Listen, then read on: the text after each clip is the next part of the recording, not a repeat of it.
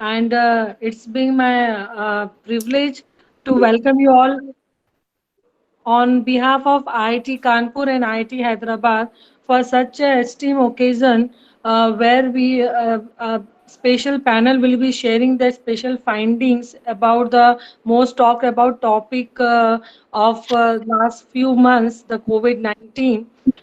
So I first take this opportunity to wish Professor Murthy, Director IIT Hyderabad, to take our invitation to join the panel. And I express my heartfelt welcome to Professor Abhay to take our invitation on such a short notice and join this event and make it more impactful. And as you all know that we are meeting today for a virtual press meet, and that's how it is also evident that it is because of COVID-19. So as you might have all received our invitation, so this meet is has been planned to share with you the progression of COVID-19 pandemic in India, the prognosis and the lockdown impacts by the COVID-19 India National Supermodel Committee. As you would have read about it, the committee has come up with certain landmark finding, which it will be sharing with you all through this virtual conference today. And the virtual meet is addressed by chairman of the committee, our own Professor M. Vidyasagar, FRS from IIT Hyderabad, along with his team, Professor M. Agrawal from IIT Kanpur, and Lieutenant General Madhuri Kanitkar, ma'am, Deputy Chief Integrated Defense Staff. With them, I welcome all the member on this virtual platform, and a big thanks to you to accept our invitation on such a short notice. And I'm sure it will be a great help to all of us, the country and the nation and the whole world. With this, I request Professor B.S. Murthy, Director IT Hyderabad, to kindly give his welcome address to all of us. Good morning, friends. I should say good afternoon. It's just crossed 12. And I'm really glad to be a part of this wonderful day where the team led by Professor Vidyasagar, very well known in this field of computational, field, and has been leading this group and bringing out great findings which he is going to share with all of you today, and I'm happy to be a part of this, and I don't want to take much time. I am also eagerly waiting for the announcement that is going to come from Professor Vidyasagar, and I wish this team to do much more, to continue this the modeling related activity, to come as close to the reality as possible. I'm sure they already have wonderful findings which are very close to the reality, and I wish them all the best for their all future endeavors. Thank you very much.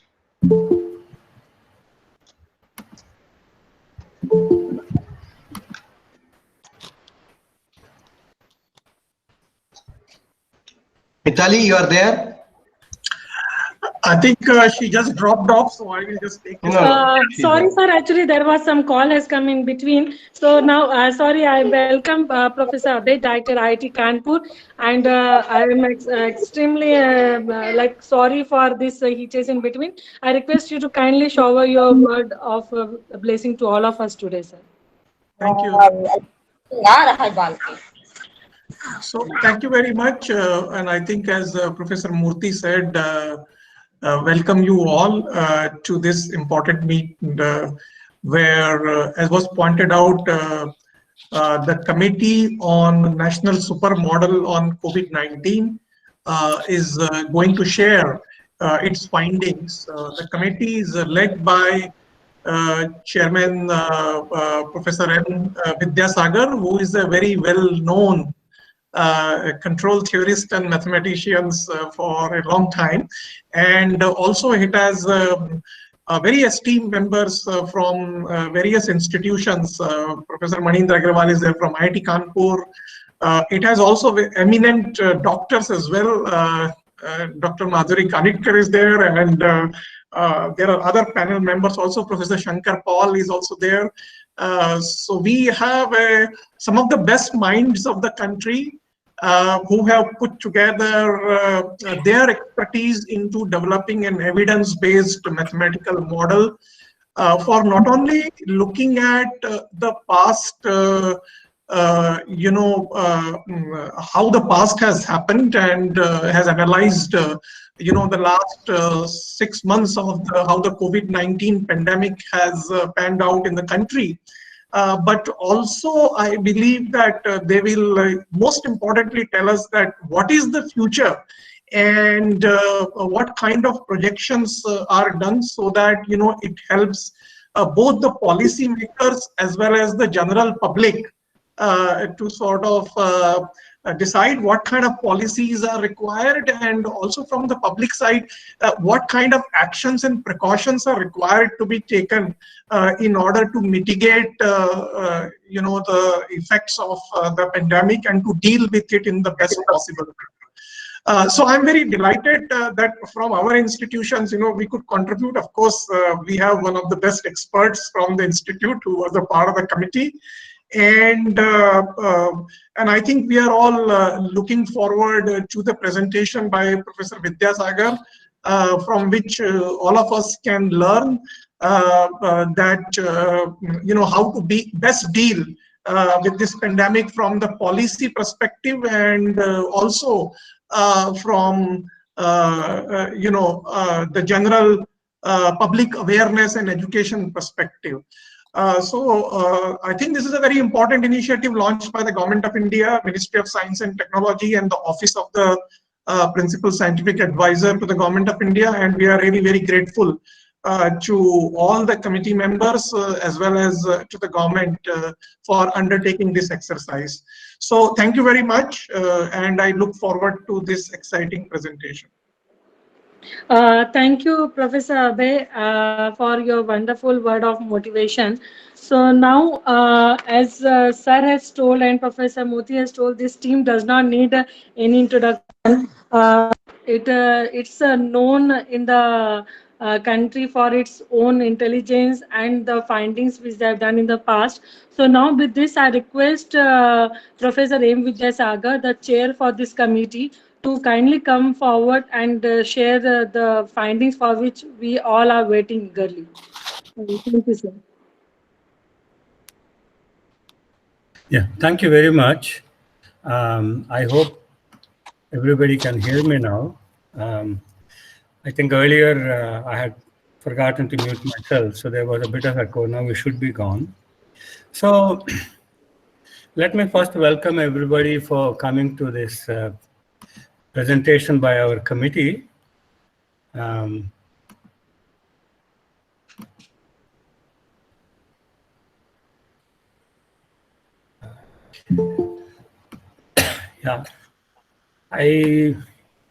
people are still trying to join, and I'm not quite sure how to join them once the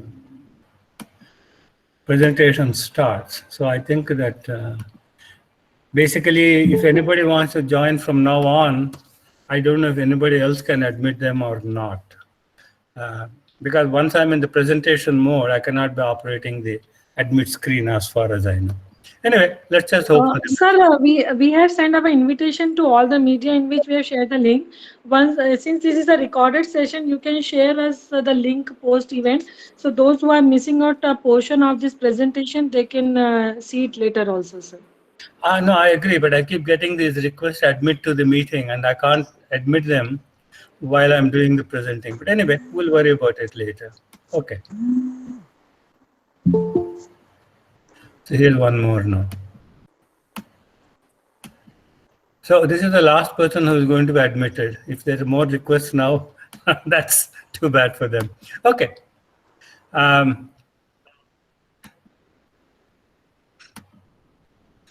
All right. So again, welcome everybody. So our committee has the rather imposing title of COVID-19 India National Supermodel Committee. I would like to assure everybody we did not choose this title. This title was given to us. Yeah, again, somebody is trying to join, but if one of you can allow that person, that's fine. Otherwise, we just have to go ahead. So the motivation for this committee was to come out with some robust models that would make predictions based on short-term and medium-term, that would lead to short-term and medium-term planning and decisions. One of the most important tasks we had was scenario testing and simulation based on thought experiment. This was for both the past, what would have happened, and for the future, what could happen. And in order to train our model, we needed fairly robust data. And what we have now is okay, but of course, the more robust the data, the better it would be. And the most important point is this one, which is that a model should be as simple as possible. The reason being that when you have data that is somewhat noisy, and health data is always noisy, the more parameters you try to estimate, the less reliable your model is going to be. So we try to choose as simple a model as possible that can adequately explain all the observed phenomena. So let me introduce my committee. I'm the chairman. I'm at IIT Hyderabad. Professor Manindra Agarwal from IIT Kanpur. Dr. Gagandeep Kang at CMC Vellore. She's not on the call. The Lieutenant General Madhuri Connecticut. She is the Deputy Chief of the Integrated Defense Staff and a key member of the panel. She's on the call as well. Then we have Professor Arup Bose from ISI Calcutta, Professor Biman Bagchi from Institute of Science, Bangalore, Professor Shankar Paul from ISI Calcutta. He is on the call. I've seen him. And then three others, Dr. Murhekar from NIE Chennai, Dr. Abraham from NIV Pune, and Dr. Shailja Gupta, Vajja Gupta from the Principal Scientific Advisor's Office. So we had 4 items in our terms of reference. We listed them here. First thing was to aggregate whatever data we had and come up with evidence-based mathematical and statistical forecasting model. Okay.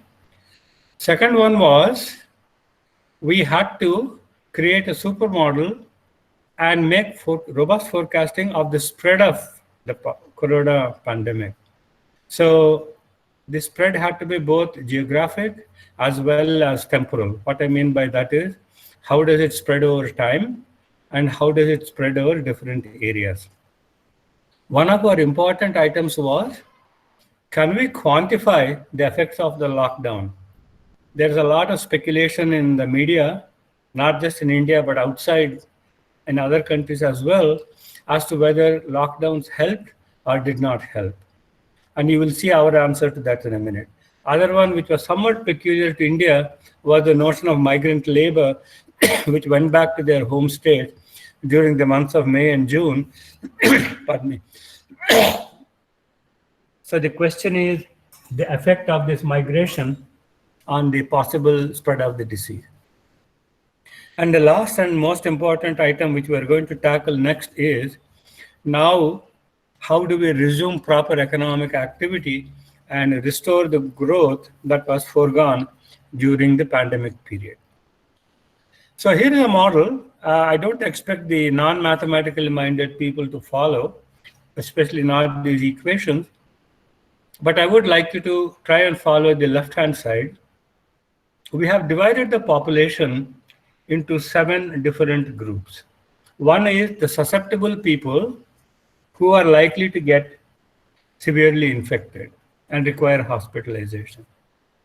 One is the group that could get infected, but only in an asymptomatic or very mild manner. So these S are the people who could get sick. They are not sick yet. I is for the people who actually develop significant symptoms. And A is for the fraction of the population that has little or no symptoms.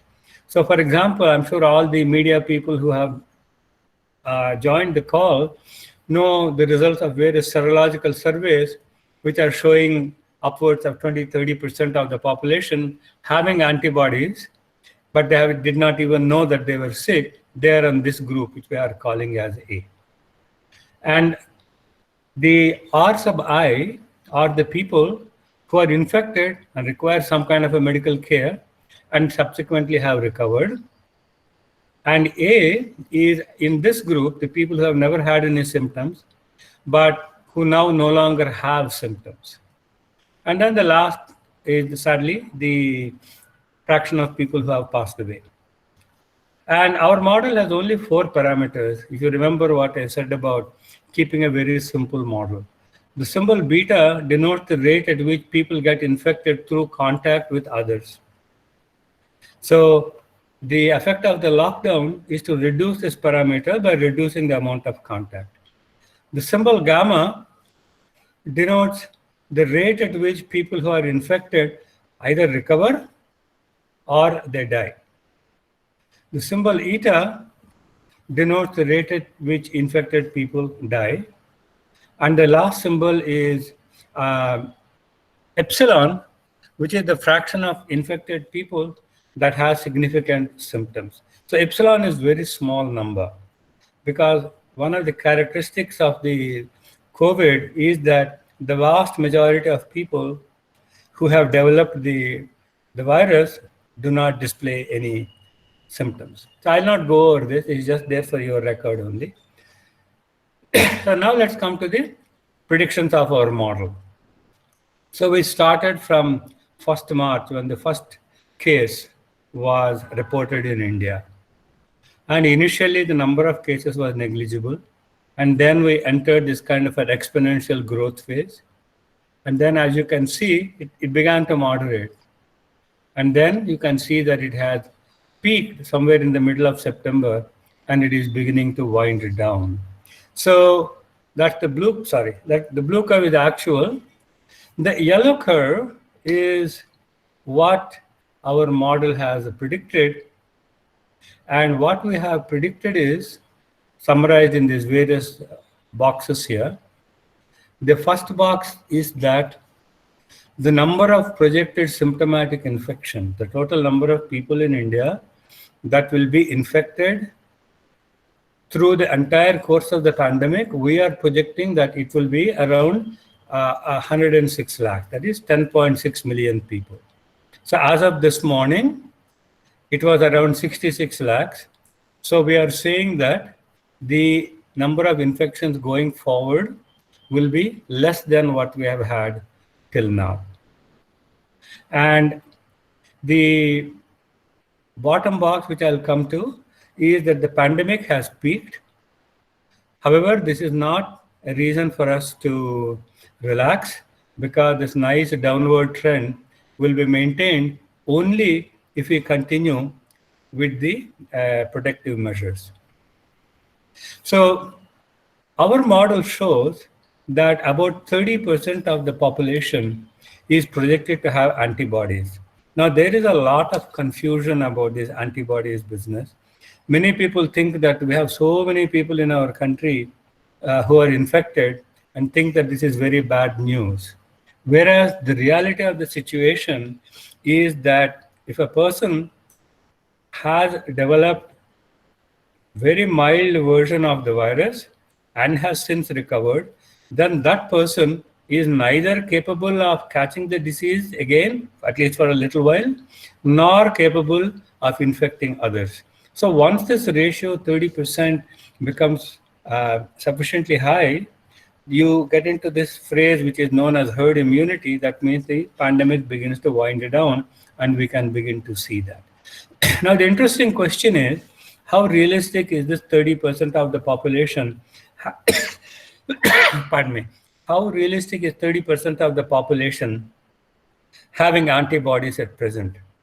So at the end of August, an ICMR survey showed that by averaging surveys across various cities, they projected that they had 7% of the population has antibodies, whereas our model predicted that actually the percentage of people with antibodies is 14%, double of what the survey has mentioned. And going forward, our model is further predicting that at the moment, the fraction of people who have developed a very mild form of the disease and now have antibodies is projected at around 30%. And let me repeat once again, this number being at 30% is actually good news, because that is what is the explanation for the downturn in this pandemic. And the other point is that the cumulative projected mortality is only around 0.04% of those infected. So that means out of the people who have both the symptomatic version, which is this 106 lakhs, and the asymptomatic version, in that pool of patients, we believe that the fatality rate, or we project, I should say, that the fatality rate is going to be no more than 0.04%. So that is 4 people in 10,000. Okay. So that is the spread forecast. Now going forward, we were asked to assess a bunch of what if scenarios. What if the lockdown had not been imposed when it was? Actual lockdown was imposed around the end of March, third week of March. What the alternate scenarios we examined were, number one, what if the lockdown was imposed on April 1st? Number two, what if the lockdown was imposed on May 1st? Number three, what if the lockdown was never imposed, as some other countries have done? Well, you can see the outcome of our simulations in this graph. It's very obvious that you didn't have no lockdown. If you had no lockdown, the number of infections would have simply gone through the roof. In the next slide, I will summarize some of these numbers, but just for your observation, the actual lockdown peak is here, and it happened around the end of September. If we did not have a lockdown, we would have had a peak that was around 15 times higher, and it would have come around the middle or the beginning of June, completely overwhelming our ability to cope. If we had delayed the lockdown till May 1st, the peak would be a little lower. And if we had delayed, if we had imposed the lockdown on April 1st instead of May 1st, it would have been a little bit lower still. So on the next slide, I'll summarize the graph in numbers. So if we had no lockdown, the number of asymptomatic cases would have peaked at 140 lakhs, 14 million people.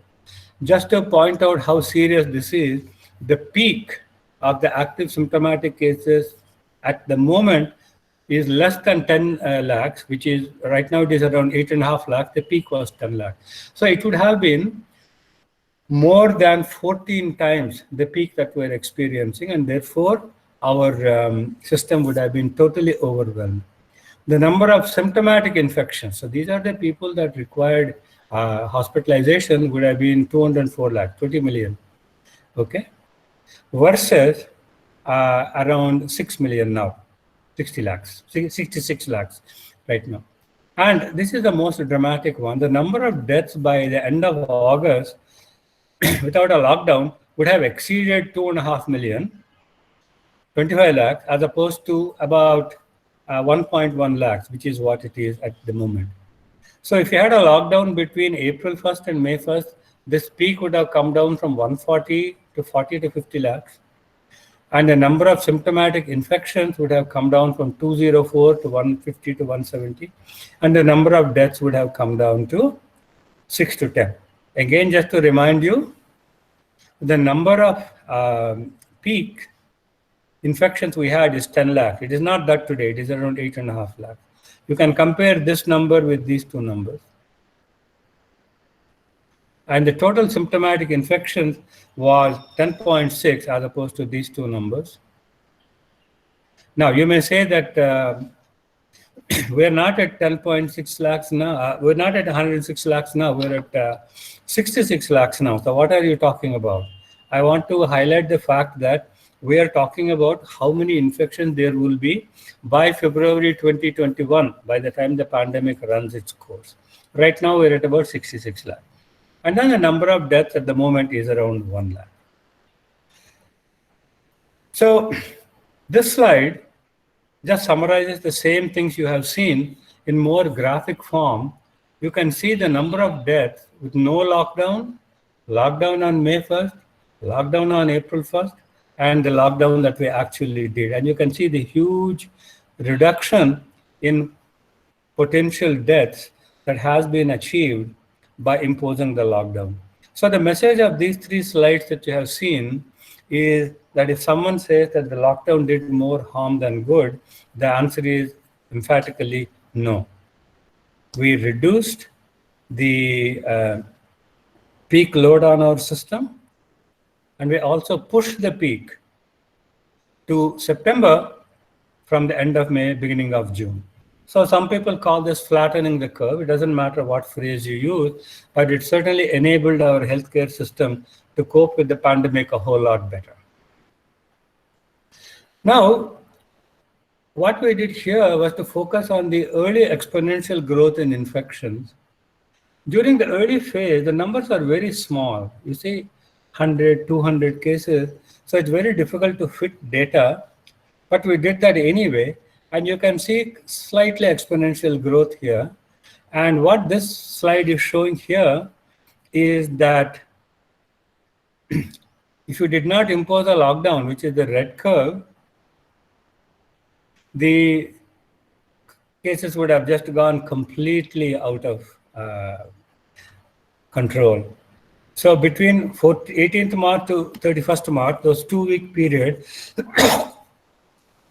the cases increased by a factor of 10, whereas between 1st of April to 12th of June, the cases increased by 100 times. So as an exponential growth, this is slower than that. It may not be obvious, but it is. But the key point here is if you hadn't put the lockdown, the number of cases would have gone by like this red curve by 10,000 times what it actually was. One more evidence that lockdown certainly helped. So this next slide is about the effect of migration. So we all know that during the months of May and June, a whole lot of migrant laborers moved from some states to another. Most of them had gone to UP and Bihar. So we chose those two states to study to figure out what was the actual impact. Okay. Now, when migrant laborers move from one state to the other, there will be an immediate bump for the obvious reason that some fraction of these migrants would be with the virus. Therefore, that total is subtracted from the origin state and added to the destination state. But what we wanted to see here was, is there anything beyond that initial bump? Is there a multiplier effect where the same people then went ahead and infected others in the state, causing a huge growth spurt? So we studied UP and we studied Bihar. And this yellow curve is projected from April.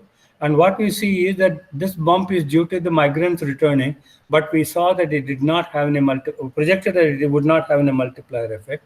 And if you look at the actual data, even the bump that we thought we would see did not materialize based on the April data. And then you can see that the number of cases is well in track with what we projected using our model. And in the case of Bihar, perhaps even slightly better news, because we had predicted that by the middle of June, the infections would peak and would come down, and the actual number of infections is staying well below our projections. So what is a summary of the analysis of migrant labor? There is no sharp rise seen, meaning there was no multiplier effect of the migrant laborers infecting others. On the other hand, if the migration had been permitted before the lockdown, there would have been huge, significant adverse impact, as we saw in the earlier slide, okay? Because there was some clamor from certain quarters that first we should have allowed people to migrate and then impose the lockdown. Our model shows that that would have been a complete disaster. And to summarize that, the quarantining of the migrants wherever they were for a few weeks certainly was a very, very effective strategy to contain the growth of the virus. So that's all in the past. So what about the future? So we simulated a whole bunch of scenarios starting on the 5th of October. And this red curve is no measures. So basically everybody just goes back to life as usual. And that means no masks, no social distancing, everything like that. And you can see what will happen. There'll be a huge rise in the number of active cases from around 10 lakhs where we are now, okay? The active cases will go way up to something like 25 lakhs. That's the number of active cases. And the total number of cumulative infection would have gone up from 105 lakh to 176 lakh. Okay. And if you take various reduced measures, meaning some slight easing, you will see some slight rise in cases. But the most interesting ones, I think, are these here. Yellow is the current measures. That means we maintain the current measures, and the blue is the prediction based on the this is the actual data. So the actual data is below the projections based on the current measures. Now this black curve is kind of interesting. This black curve says, suppose you clamp down even more from what we have now, then will you see a greater reduction or a faster reduction in the number of active cases? And our conclusion is no, the stricter measures don't help very much. So further lockdowns are not going to do anything. So definitely undesirable unless in one particular region we see evidence that that region is beginning to have a sharp rise. You can have a highly localized set of measures. But for the nation as a whole, we have to move towards full resumption of economic activity. So these are the numbers that I just mentioned, that at present, we are forecasting a total number of active infections of 105 lakh. We're at 66 lakhs now. If you remember, this is the total by February. And increasing stronger measures will only see quite marginal reduction, so we don't recommend it. At the same time, if you start relaxing all the measures, you see a huge spike.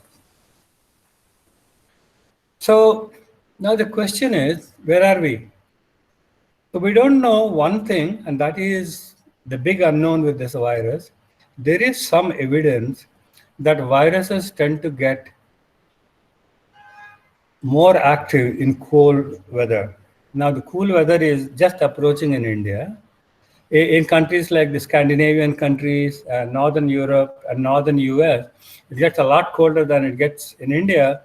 So they are much more concerned that the virus will become very active. And in fact, you can see that in some of the European countries, they're seeing a second wave already, even though the second wave has thus far fortunately been limited to rise in a number of cases and not a rise in the number of deaths. Now, there is some evidence that large gatherings cause a rapid spread. So Kerala celebrated the Onam festival, and it started seeing a sharp rise from September 8th. So the infection probability, which is the beta, it increased by 32%, and the effectiveness of medical response dropped by 22%. So what these numbers are indicating for Kerala is that the likelihood of catching the disease increased and the likelihood of patients responding to medication and therapy decreased, kind of a bad combination. So what lessons do we draw from that? Don't have large gatherings. So I went to my last couple of slides. The initial gathering, the initial lockdown definitely saved a lot of lives. If we had delayed the lockdown, should have caused. Yes. Yes, please. Okay. I thought there was a question, but there's not. So delaying the initial lockdown would have caused more difficulties. It's a good thing we did the lockdown where we did. With the actual lockdown, the peak asymptomatic cases was around 10 lakh, and then the deaths were about 1 lakh. With no lockdown, that would have gone up by a factor of 14, number of deaths would have gone up by a factor of 26. Completely unacceptable. Okay. And if we had done a lockdown either on April 1st or May 1st, this number would have come down to this number, but still way higher than what we actually had. And the number of deaths would have been this number. It's lower than with no lockdown, but way higher than what we actually saw. And the last bullet is migrations in May and June did not significantly alter the outcome. What about the future?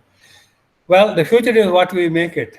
So the festival and winter season may increase the susceptibility to infection.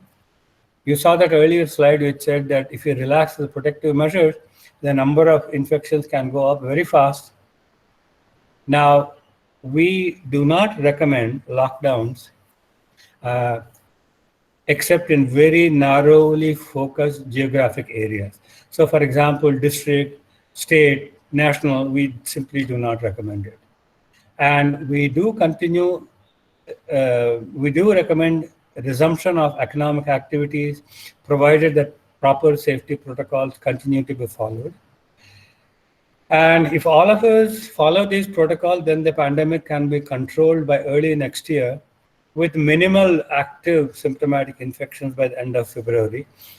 You can look at the graphs and you can see that by the end of February 2021, the number of cases would not be zero. Obviously, you'll never have zero cases, but it is very, very minimal and we can certainly cope with it.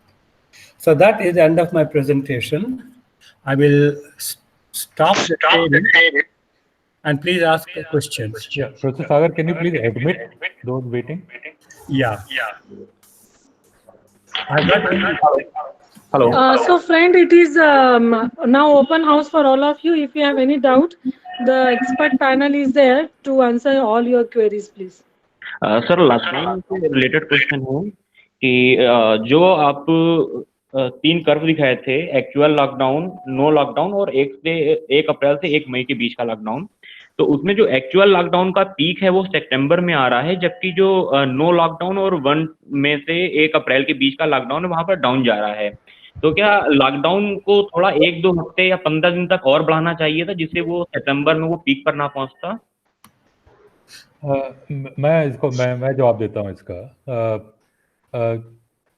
Lockdown का जो alternative scenarios थे उनका peak जो है वो जून में ही हो चुका है और इतना ऊपर लेवल तक का हुआ है कि उसके बाद एक बार जो पैंडेमिक का जो कोर्स होता है वो तेजी से पीक की तरफ बढ़ता है और फिर नीचे गिरने लगता है। वही जो आपने सितंबर में देखा कि नो लॉकडाउन का कर्व नीचे जा रहा था। तो अगर हम डिले करते, जैसे 24 मार्च से 1 अप्रैल तक डिले करते, तो भी उसका कर्व आपने देखा कि कहीं ज्यादा नुकसान होता लोगों के इन्फेक्शन के हिसाब से। सर त्योहारी सीजन में देखा है जो एस्टिमेट दिया गया लगभग 26 लाख पर मंथ का त्योहारी सीजन में, इसमें जो भी इलेक्शन चल रहे हैं बिहार में और कई सारे स्टेट्स में बाई इलेक्शन है, तो उसका भी कोई एक स्टडी आया है कि इससे लगभग कितना इंक्रीज होता है अगर सेफ्टी मेजर्स नहीं लोग इस्तेमाल करते हैं?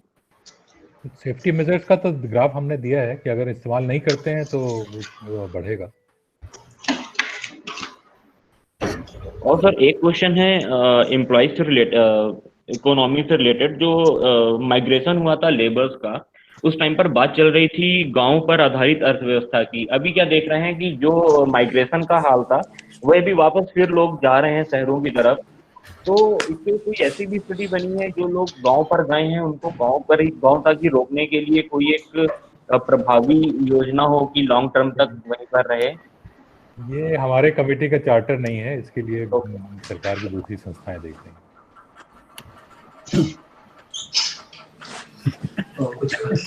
Hello. Yeah, may I ask a question? Yeah, please do. But what I wanted to say was maybe please go in the order in which people have put the question. News Kranti has asked. Amitabh Sinha, please.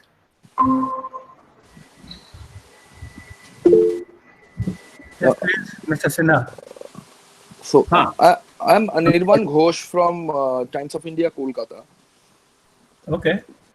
So you have projection about Onam, I mean post Onam in Kerala. Do you have any projection regarding Durga Puja? Because there is the festive season is on in West Bengal, so we can fear a huge blow in the number of daily positive cases. So do you have any projection or similar like that? Because so we'll let Professor Shankar Pal answer that question because he lives in Calcutta. Shankar, you want to take that one? You have to unmute, please. Yeah, Shankar, you have to unmute. No, actually, you have just described nicely the effect of all those things. What happened in Kerala. So I think we as Bengalis in Bengal should actually just take care of those issues, learning from the past examples. Because today I saw our in Bengal this trend is going the other way. In whole country, the trend is going downwards, but in Bengal I saw that there has been a rise. So our administration is also a little bit cautioned about this. I saw in the today's daily news. So we are also a little bit scared about it. So does Amitabh Sinha want to ask a question? Yes. Am I audible? This is Amitabh Sinha. Yeah. Okay. So my question is, now we have, for the last 1 month, we have been seeing a decrease in the number of cases that are being reported every day. And that shows in your modeling projections as well. Now, my question is this, has the committee also got into the possible reasons why this is happening? I mean, can we have an explanation for why the numbers are going down? There are 3 or 4 possible reasons why we can see the reduction in numbers happening. And what of those 3, 4, 5 reasons, what are the reasons that best explain the current curve that we are seeing? So General Kanetkar, you want to take that? This is seen as we see a natural, either it's a symptomatic infection or an asymptomatic infection where people develop the antibodies. So when in an environment, though we talk of herd immunity, that means that everyone gets protection, we need to have at least 60 to 70%, but it starts slowing down and coming down because the virus, what we say is, does a sort of a natural selection. So the most, every time it attacks a set of people, the most susceptible would get the disease, and the most healthy people would start developing antibodies. So you reach a kind of a steady state, and then it slows. So we are not, see, if you see the total number, it's continuing till February, but that attack rate has come slow, and then the peak starts going down. So I think this is what is making the difference. Okay, so I'll just be a little more specific with my query. If I say what are the possible reasons for the numbers to go down? Number one, if the tests are getting reduced, then the numbers can go down. If there is a lockdown like an intervention, then we can see, because of reduced interaction between people, the numbers can possibly go down. If there is universal adoption of masks and physical distancing measures, then we can hope that the numbers might go down. So, Mr. Sinha, I think that General Kanetkar has already answered your question. The reason no, but please don't go through all these alternate scenarios. Because none are valid, actually. I can add to that by just saying you really enumerated, but I don't think it is that we are testing less, because now we are actually testing. The other things are happening because people are continuing to use masks, and we are really stressing the importance, and people are doing that. And when they don't, can come in crowded places, because it is seen that closed, poorly ventilated places where people don't use personal protection are the super spreaders. So those are the events where things would be. Otherwise, it goes at a very natural pace. So that is what we are seeing. Yeah, so I think let's go to the next question. Next person on this list is Let me just see here. Ishan Gera. Good afternoon, professors. Ishan Desai from Financial Express. So my question is, given that there are cases of reinfection and people losing antibodies, has that been incorporated in the model till now? Well, the number of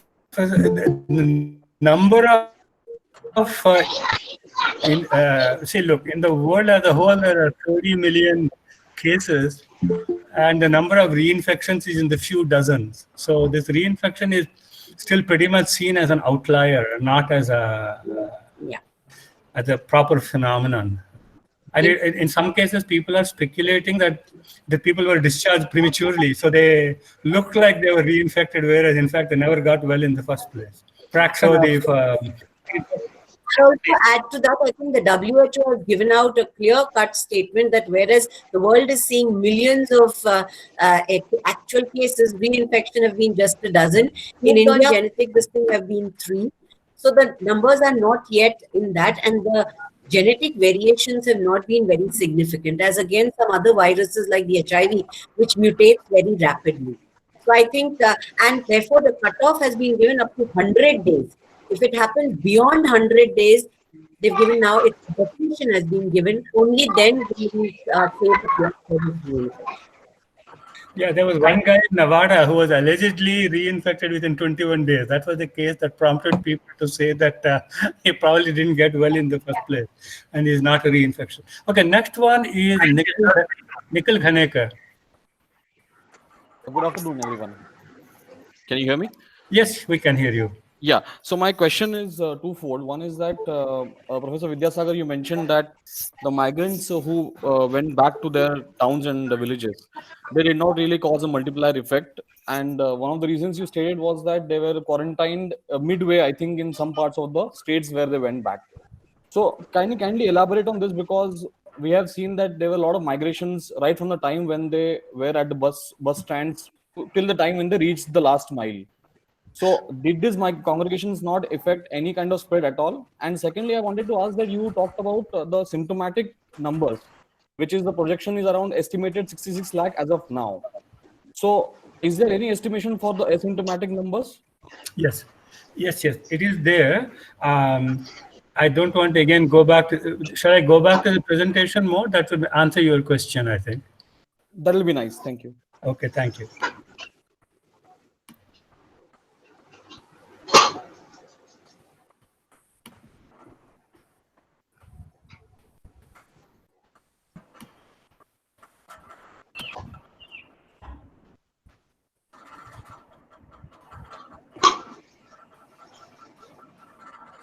If you see this slide, right at the bottom, yes, we are saying that about 30% of the population is projected to have antibodies at present. So this is our projection based on the model of the number of people who either are or were asymptomatic.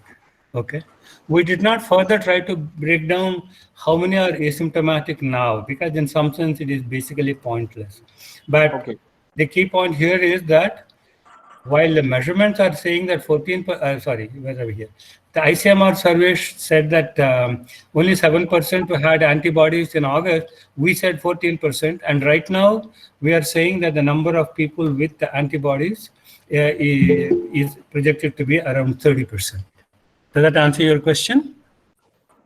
Partially, yes, I think. So in terms of your first question about the reasons why, going the wrong direction. The reasons why the migrants did not cause a bump in the number of infections, whether it was due to quarantining or some other policies, we did not honestly examine that, because those policies varied from one state to other. All we really examined was there a bump in the number of infections or not? That's all. Thank you. Okay. Anybody else? I think Jacob Koshi is the next. Yes, I'm Jacob. Jacob Koshi, yes, please. Yes, I'm Jacob Koshi from The Hindu. So I have two questions. One is, right from the beginning of the pandemic, there have been several such models and estimations by even, government agencies, government arms, using various estimations on the course of the pandemic, etc. So as a committee, I'd like to understand did you have access to any specific or unique data sets that, other ICMR, or did you have any specific kind of models that, others don't use? No. Not at all. No secret data. In fact, we use completely public. Or any data that was not there before or something like that. So no, what we had access to is not any secret data, but what we had access to was we looked at all the other models that were out there and integrated them, picked out the best features and developed our own model.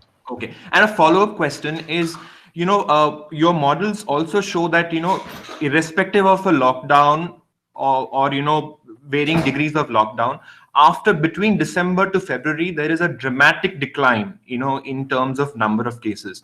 So in such a scenario, do you think that there is, really any particular use by having a vaccine? Because a vaccine is what everybody is waiting for. But if the infections are going to go down so dramatically, and vaccines are especially going to be around, the earliest is nowhere between, after March or April next year. So what value does a vaccine have in this? I will deflect that question to General Kanetkar because she's a trained physician, but with one modification of the question. If 98% of the people are getting better without a vaccine, do we need a vaccine? What do you say, General? Yeah, I would still say the vaccine has a role for two reasons. Because as of now, firstly, we don't know how long these antibodies are going to last. If you have seen, influenza is a seasonal thing, and every year you need to take a new vaccine. For influenza, which is also like a flu-like illness, you need to take a vaccine every year. So, and we are already sort of, in that thing of in some cases where we see an infection occur, but you don't find antibodies because our assays are not yet very standardized. So under those circumstances, we would still go ahead with needing the vaccine. But until we, and the second thing is, I would like to bring this, use this opportunity to say, one of the reasons I think India has done well is firstly, yes, our population is a little younger than some of the European countries. The second thing is our elderly, we keep them protected in our homes. By and large, majority of our elderly people are at home and we are taking care of them as against, the developed world where they are in nursing homes, in old age homes, and they're all congested together under healthcare facilities. So these people who are at home are unlikely to have got antibodies. So even when the vaccine comes, we have to protect our most susceptible. We have to protect our elderly, who have been probably the careful ones today, have not got out, or not the ones with comorbidities, who have been extra cautious. If we want to open them up and let them live a normal life, we have to give them a vaccine, and they would require it. So it's more recommended for the elderly and particular vulnerable groups rather than yes, generic health workers. So the prioritization would occur. The government is already on the job of a task force. The Honorable Prime Minister has given very strict guidelines about who will get it first, to create the chain and have it all ready so that the most susceptible and the needy will be given the vaccine first. One question is, will you be publishing these? Are you going to be publishing this in some kind of journal, or is it on some preprint archive, something like that? It's going to go online on the Indian Journal of Medical Research on Tuesday. We have a paper on this and is accepted, and it will appear on online on Tuesday in the Indian Journal of Medical Research. Okay. Thank you very much. Next is Harleen Minocha. Minocha, yeah. Harleen Minocha? Maybe not there. Not there. Then Kalyan Ray? Oh, no, Kalyan Ray is there. No, not there. Then next is News Kranti. Have one more question. News Kranti, yeah. Regarding J-curve. Sir, एक आसान सी भाषा में कि India में J curve कब से कब तक था और बाकी देशों में जो इसका जे कर्व और इंडिया के जे कर्व में कितना अंतर था? You should be happy. Well, ये हमने सारे कर्व आपको दिखला दिए हैं, आप तो आसानी से उसमें से निकाल सकते हैं, समय भी उसमें दिया है और कहाँ पे जा रहे हैं। अब बाकी ऐसी डिटेल एनालिसिस जे कर्व के लिए हमने बहुत सारे कंट्री से कंपेयर करके अभी नहीं करी है, तो आगे बाद में करेंगे। Next is Kumar Kochuru. Well, no, but the point is that's on vaccines, which is not in our ambit. Okay, that's vaccine. And say that's not our ambit at all. Then medical macaroni.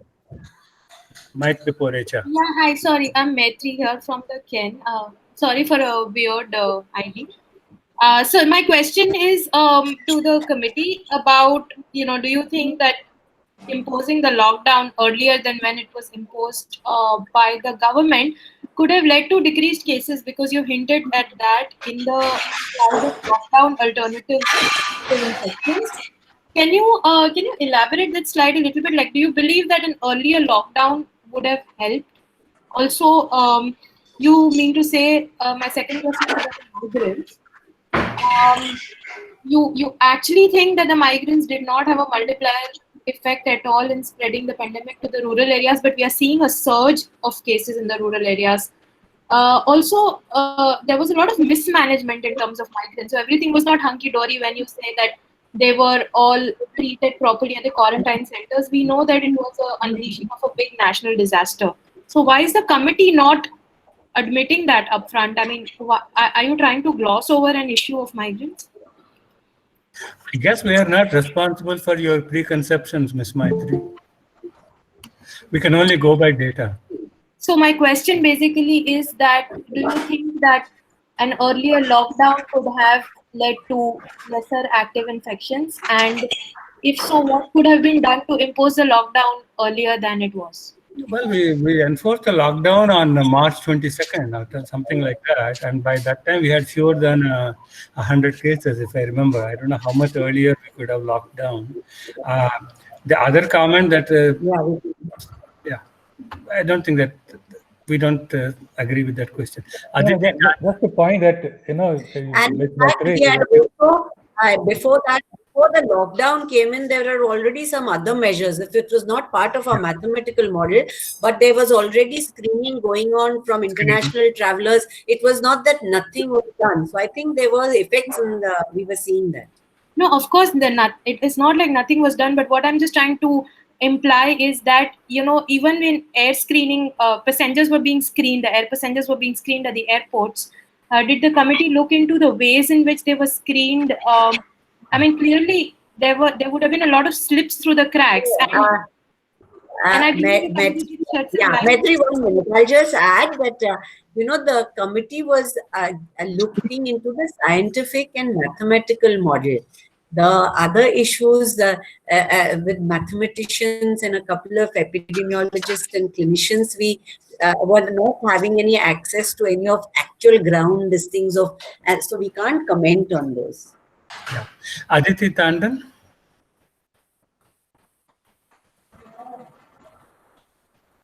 You have to turn on the mic, Miss Aditi. Yeah. Can you hear me? Yeah, now we can hear you. Thank you so much for a wonderful presentation, Professor Dr. Vidyasagar. And I just had one important query. You have said that by early next year, if we all follow precautions, the pandemic should have run its course. I wanted to ask the experts, since you've also looked at future scenarios, of course, precautions are to be taken at the level of the society and individuals, but are you saying or recommending through your research to the government as to whether we need to further ramp up our health infrastructure, or are we fine with the rate at which we are ramping up our health facilities with respect to, preventing further mortality? I mean, nobody, I think, will be completely happy with the health infrastructure. Obviously, we can do far more than we're doing now. So one way to say it is that the more, the better, right? It's like education, health, the more is better. But I think we should not underestimate the learnings from this exercise. So, for example, if tomorrow some other virus shows up, which the world has never seen before, the methodology for predicting its course is already in place. The methodology for possibly identifying drug targets, possibly identifying vaccine targets, all those things are already in place. This was a kind of a once-in-a-lifetime event, a very, very lethal virus. which apparently does not occur in nature, doesn't look like. It somehow got mutated into this very, very lethal form. So if we understand how to tackle this one, we will be better prepared in future. Now, in terms of actual health infrastructure, that's not our ambit. I mean, we're not decision makers. We're just a bunch of scientists trying to analyze the data and figure out what is to be done. But surely, if we had more testing in the beginning, it might have made some slight difference.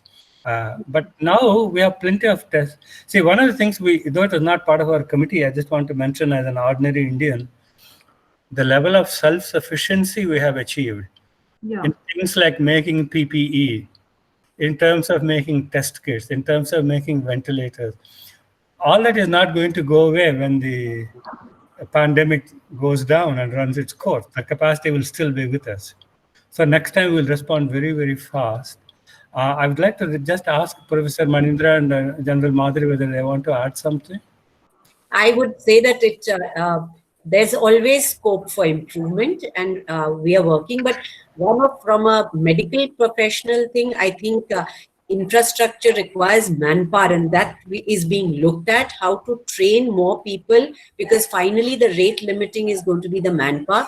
But what this epidemic really fast forwarded was the digital use in medicine, the telemedicine, which was, it was being considered, there were legal implications, but by April, the telemedicine guidelines were out, and telemedicine is going to make a huge change where to reach all the parts of the country. So I thought that was an additional infrastructure which is here to stay.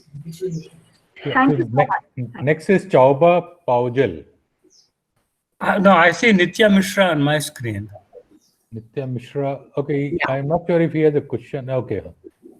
So I read his statements, but I didn't see a question there. Oh, he didn't see a question. Hello. Okay, who is the next person? Hello. Chauba Paujal. Hello. Okay, yes. Hello. Please. Yes. Am I audible? Yes. Yes. Yes. I am from the Northeast, and this has been very enlightening indeed. But what particularly strikes me was that you pointed out the data for Onam festival in Kerala. Our apprehension in the Northeast is the present situation is in Manipur. We have a population around 28 lakhs, and more than 43,000 has been affected. Out of that, there has been more than 100 deaths as of present, and the biggest spike was around 400 plus yesterday. Now, the question which I have is, there are a series of festivals coming up from October till December, inclusive of Christmas, inclusive of our Manipuri's biggest festival like the Onam, which is called Ningol Chakoba, and that there are other communities which are in this state, like the Kukis and the Nagas and all. They have their own separate festivals. Like this is festival season coming up, and there are by-elections in 5 assembly constituencies in Manipur on November 15th. So I was wondering, what would you suggest? Should the state adopt some certain other standard operating procedures that can at least, contain this particular festival season? What can be the possible outcome if it is laid bare with this phase 5 unlock thing? I want your views on that. I don't think I think the guidelines are pretty much the same everywhere. I was just looking at the Manipur data as you were talking. And Yes. by the way, one thing I want to mention while most of you are still here, in the handout that is going to be made available to you, our PRO, Ms. Mitali, will tell you where to access this document. We have put a website at IIT Goa, which anyone can go, and then you can put in your favorite state. And then it will give you the trends, past history and future predictions. So you may like to do that. So just wait for that document. But I think that other than saying that the standard protective measures of masks and things of this nature, it's not clear what specially one can do. So, I mean, same advice we would give to the people in the Northeast as we would give to anybody else. Avoid crowded places. if you want to celebrate at home. I mean, I don't think anything more specific than that. Yeah, I think I can add something, Professor Sagar. I thought specifically when you're talking about Christmas and things, if we have seen there are specific events which have been super spreaders. For example, a church where if the ventilation may be poor and you may have a large number of congregation sitting very close by. So while there are general measures, they can be tweaked to local things to specify the number of people who can attend an event, how to ensure the distance of 6 feet, that whether it is sitting inside the church or having a function, whatever, if there are even small group functions, as far as possible, to have them outdoors, because the ventilation tends to be better. And the use of mask and hand washing is very, very important. And specifically people who are about 65 years, the small children, and those with comorbidities. I think this needs to be driven in before any function, any event organizer, to restrict the number of people, to not have, as far as possible, do not have events in closed spaces which are poorly ventilated, and ensure strict hygiene of hand, and this is maintained, and a distance. So even when they do this thing, best is to have it in your home in small groups. But if you must get out, these things can be, for every event, it can be reinforced, because that is the worry today we have. Thank you so much. Marinder, you want to add something? Or no, that's good. I think that's pretty high. Next is Ruchika C from Business Standard. Yeah, Ruchika, yeah. Is she here? Probably not. Ruchika is here or no? Okay, then Sukumar. Then let's go to Ganapati Mudur. Well, Sukumar CR's question is already answered. So Ganapati Mudur, yeah. So I guess you already asked this question on the chat itself. So his question is about herd immunity. So you're specifically asking General Kanitkar. I will request her to respond, but I just want to add one point from my own side, because this is something I have personally analyzed as a scientist. So the concept of herd immunity is very, very misunderstood. When the concept of herd immunity was first enunciated about 100 years ago, it was in the context of random vaccination. It was not in the context of random contact with people and preventing further infection. So this famous formula that everybody uses at what is the level of herd immunity, that was for vaccination. It is not for controlling a pandemic running its own course. That is point number one. Point number two is the presence of asymptomatic patients is the unique feature of COVID-19. And our simulations models show that the herd immunity level, so to speak, occurs at a much lower level compared with what the traditional herd immunity theory would suggest. Interestingly, after we made this discovery through our model and our simulation, some of the European countries, which are kind of blindly following the traditional R0 minus 1 divided by R0 formula, they have also come around to the view that yes, herd immunity happens at a much lower level than we thought. So I think that's the key point about herd immunity. But General Kanitkar, you want to add something to that? No, I think you answered it extremely well. The rest is, as far as evidence-based, until it's really tested out that what is the level of antibodies and it's a sustained response, we won't be able to be concretely or say with authority that we have reached herd immunity. But the fact is that through a mathematical model, we have definitely seen that whenever it reaches somewhere between 20 and 30, we do start seeing it coming down. And I think the concept you explained extremely well, that how the selection is occurring in nature vis-a-vis when you're doing an artificial immunization. Okay, next is Vikas Kumar. Well, his question is about the food habits of villagers versus city people. I'm afraid I and Professor Sagar won't be qualified. Perhaps General Kanikar can comment on it. You want to ask that specifically? No, I think why are villagers more resistance against this? Is it related to their food habits? No, is there any article, I mean, a scientific paper which has said that food habits versus susceptibility to infection? I mean, I've not come across. There is General Kanikar, I think this is a good time to mention that one manuscript that you and I have seen, suggesting that the correlation between the access to clean water and the susceptibility to disease. That please go ahead and mention that. Yeah, I think there was a study undertaken by the CSIR group, Shekhar Mande, the DG CSIR, and they did find something a little interesting, that what was the hygiene theory, that when there is increased hygiene, you have more allergies and less of infections, whereas when there is lesser hygiene, you have more of repeated infections, hence lesser allergies. So this was the hypothesis which they extended, and if I remember correctly, they could correlate that available of sanitation of safe drinking water was inversely proportional to the case fatality rate. And developed countries of Europe, or whether it was Italy and some of the places where we've seen the highest mortality and quick peaks, were the people with the best accessibility to this. And they found that this difference remained even when they took the age dynamics and differences in perspective. But that has not yet got published, and it is being peer reviewed. It is being peer reviewed, yes. Next is Harleen Minocha again. I'm not sure if... No, I think he already asked her question. Can you hear me now, sir?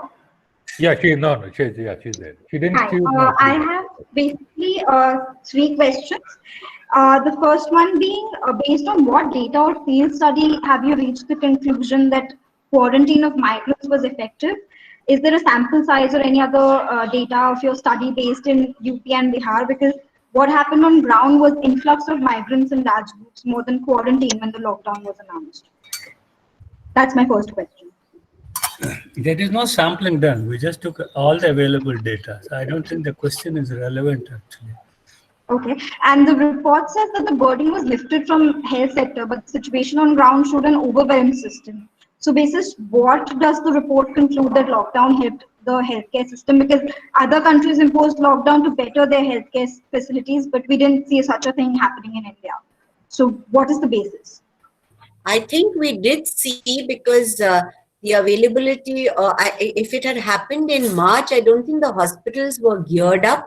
They did not have the adequate PPEs. Even the healthcare workers didn't have PPEs, and we had rapid production. More important was also we got to have the healthcare workers trained in protocols.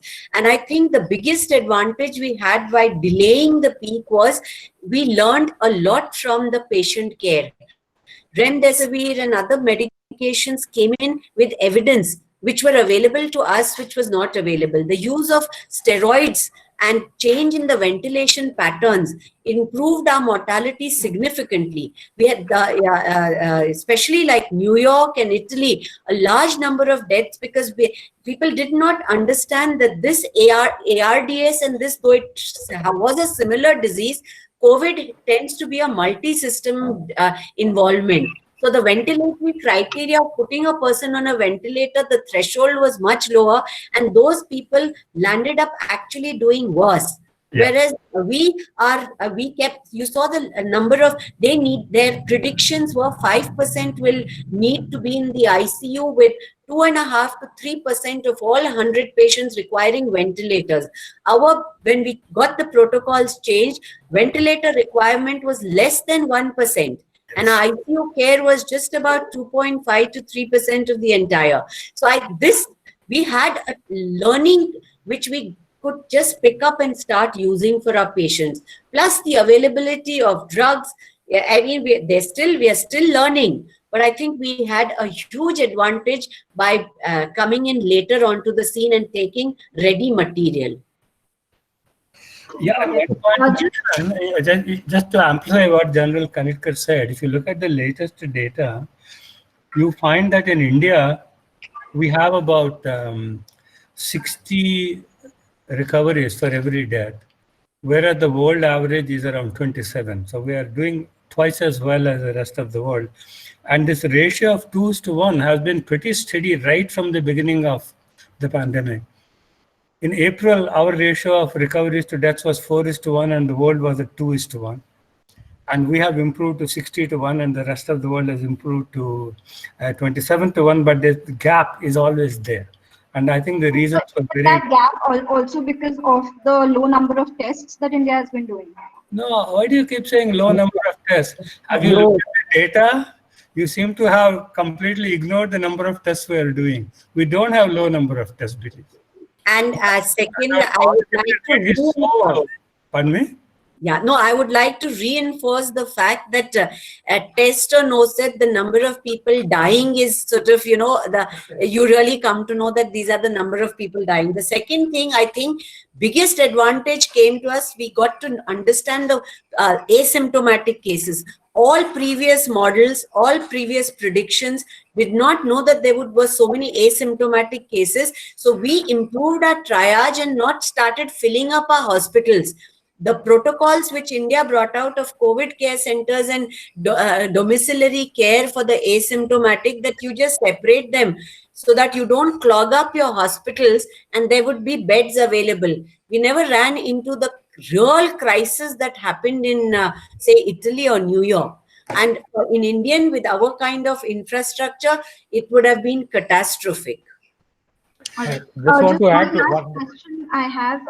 So what do you believe that a complete lockdown was better in India because countries like New Zealand or China and others had locked bases, highlight specific areas instead of a complete lockdown, and they're much better placed right now from what we can see? I think New Zealand is smaller than Hyderabad. I don't know what you're talking about. There are more sheep than people in New Zealand, so you can't make that kind of a comparison, Ms. Minocha. No, sir, but I'm talking about India because we're talking about, the presentation is about India. So I'm not talking about specifically Hyderabad, I'm talking about India versus other countries. But you mentioned So New Zealand. that comparison makes sense. I'm saying that in a place like New Zealand, you have a very different type of strategy in a very sparsely populated country versus very densely populated country. Anyway, I think we should go on. Who is next, Professor Manindra? Yeah, I just want to make one point regarding the source of data, since this has been asked a few times. We have used publicly available data, which is also clearly mentioned in our press note that we are going to release. It is at covid19india.org. They maintain a very up-to-date daily time series of various categories.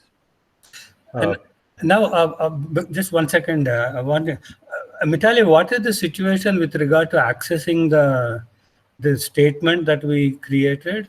How did you? Sir, we are going to share with our media team, sir. Okay. As soon as you declare conference over, we'll just share it with all the media people, sir. Okay. Immediately. Okay. Next is So I have Anirudh one Sharma. request to all the media friends.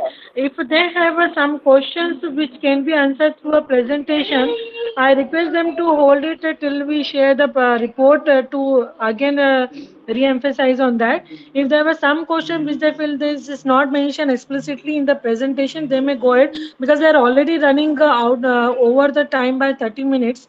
So maybe you can just see and wisely ask your question, please. So let me quickly I run think through the Mitali 1:30, let us close. Okay? Yeah, let's fine. Okay. Sure, So- sir. Okay, next. So let's look at some relevant Or questions. I have one suggestion. If some people feel like they can drop a questions, and how we are going to send you our document out of this committee findings, so you can write back to us. We will respond to you with the expert opinion later, shortly. Okay. Who's next? Well, okay. Next is Anirudh Sharma says, what was the peak date? That's 17th September. Sukumar CR says, is it for the, Mr. Abadani? Avarani, no, I haven't reached there yet. Sukumar CR, is it the first time in the world that Sukumar this kind CR of has already asked a mathematical model is? question. So Okay. let's go with, is there Then Avadhan? Madan Jaira has a question saying that, is your model suggesting that pandemic will be over by February? Acha, this is Avadhani. Can you hear me? Yeah, we can hear you. Yes, even the High Court has observed this, that the number of tests being conducted in Telangana is lower compared with other states. Can you have any comment to make on it? See, this whole business of tests per million is complete rubbish. Let me be very blunt about it. When you are doing 1 million tests per day and the positivity rate is 6%, if you take some more people off the street and do tests, what do you prove? You have to use your testing in an effective manner to identify the people who are potentially at risk, and if they test positive, to get them health care. Just simply taking people from here, there, everywhere and running tests on them just to boost up the number of tests makes no sense. It is not consistent with sampling theory, and it is not consistent with epidemiology. So I really have no sympathy for people who keep harping on number of tests. I'm sorry. Okay. And I will just add, there are a lot of questions ahead, and I think we need not be so hair-splitting between RT, PCR, and rapid antigen test, because when there is a very low rate of increase and very low prevalence of the disease, the RT-PCR is very important to pick up cases and isolate. But once there's community transmission occur, then it is more, rather than picking up and isolate, your policy changes to more of early diagnosis and treatment. And in that, the pre-test probability of the rapid antigen test becomes higher when there's increased disease. So in those situations, early diagnosis is more important, and we need a test which will quickly tell us the positive and get them treatment rather than isolate. So I think we are okay by doing both these tests. There is one question by Akhil Jayaprakash Kajidal. I think we should accept that. One question, you say that asymptomatic cases were not considered in projection because it is pointless. I certainly never said anything of that kind. I said that we did not make a distinction between people who were asymptomatic in the past and those who are asymptomatic now. So this figure that we are projecting of 30% includes both groups. Okay. Okay, just one final point. There is a question regarding herd immunity. That if herd immunity could be reached at much lower level, then this community spread should also be considered at lower level of infection. I just want to highlight this point. I think the others made this. Somebody who's not speaking, mute that microphone, please. There's a lot of background noise. Yeah. So the herd immunity level that we are seeing, whatever way we want to call herd immunity, the fact that we are peaking at a lower level indicates really the fact that we have been able to achieve certain amount of success in controlling the spread of disease through protection measures. And as our projection shows, the moment we lift them off, the curve shoots up again. So there is really no herd immunity in that sense yet. It's only conditioned on following certain specific measures. If we continue doing that, yes, then we are on the way down. The day we stop, we go back up again. Yeah, that's absolutely correct. And that is also goes back to the vaccine question that General Kanetkar addressed very effectively earlier. Okay, Professor Murthy, you want to stop at 1:30? Is that what you said? Shall we do that? I don't know. There seem to be a lot of questions still, and it depends on the. So may I suggest that? Sir, I have taken a screenshot of all the chat, and I have, as I said, and I request all the media friends that we are going to write back to you with the report of this committee findings, so they can reply to either the PR office of IIT Kanpur if they are associated with them, or to me at IIT Hyderabad, and we will take your question to the committee and get you answer them, rather than we cumulatively take all the 50 people time now. So I think so it is a little critical, comes to even a media time at 1:30 now. So if the sir permit and the directors are permit, maybe we can take a call to have a closing remark now. Small question which I thought was very important. I think there's a person question according to your study, what are the successful steps?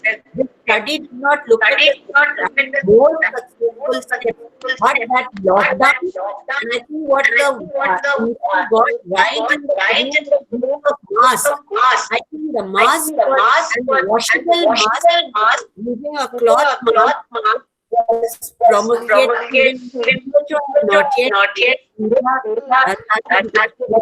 a mask. I think that mask is one of the most besides the lockdown. Manindra, you want to comment? I think that's it. There is a lot of echo coming from somewhere. Yeah, there is echo. Yeah, now it's gone. Okay, I just want to say that we will be happy to interact one-on-one with the press people. Feel free to contact our respective media cells and they will connect you to us. Yeah, please contact either the IIT Kanpur media cell or IIT Hyderabad media cell. General Kanikar, would you be willing to talk one-on-one with anybody? I think if there are any related medical things, questions with you can deflect it to me. So I will suggest one thing, sir, if you permit me. So I think can you just mute IIT Hyderabad Public Relations? Yeah. So I will just suggest one thing, that a lot of questions have been put in the chat box. And as just now the PRO of IIT Hyderabad said that she has captured that. If those questions can be shared with the committee members, they can actually put down their answers and mail it to all the media people if they can share their email IDs. And if there are any further questions, they can also be emailed to the PRO of IIT Hyderabad and Kanpur, and then we will be happy to answer them through over the emails. I think that would be the best course of action rather than completely. Further. I agree with you, Abhay. That's the best way. That's the best way. So let's Professor Vidyasagar, if you are okay with it, we will close now. Yeah, I'm perfect. I think you that is the cause of the echo. Okay, there you go. What I was going to say is I'm perfectly okay with that. I have just recorded all the questions that were in the chat box. Of course, we don't know the email IDs of the people, so we can. That Mithali can get those email IDs. That she will do that job. Yes, sir, we will coordinate with them, and as we are saying, we are anyhow going to send this report to the media as a form of a press note. So maybe they can even write to us again in case if we are missing anybody, and we will surely be happy to help them.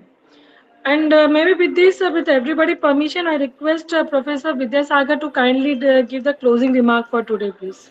Well, I'm not sure what closing remark there can be. First of all, I'd like to thank Professor Murthy and Professor Karandikar, two frightfully busy people, for spending so much time on this call.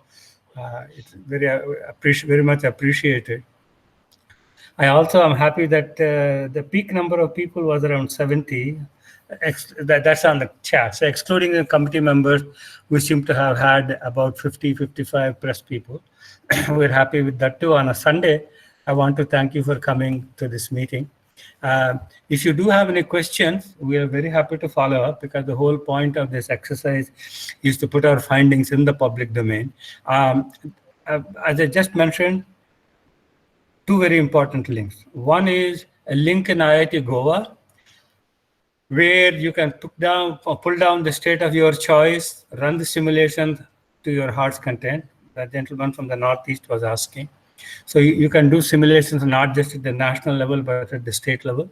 Second thing is, on Tuesday, we have been assured that our scientific paper will be on the website of the Indian Journal of Medical Research in the online version. So please be on the lookout for that. And as and when it appears online, I will put a link to it in my own website.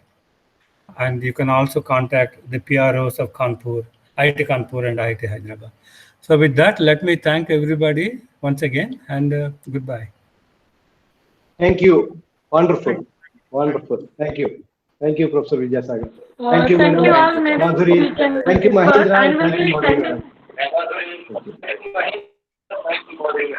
we will be sending you the report shortly, please. Thank you. Okay.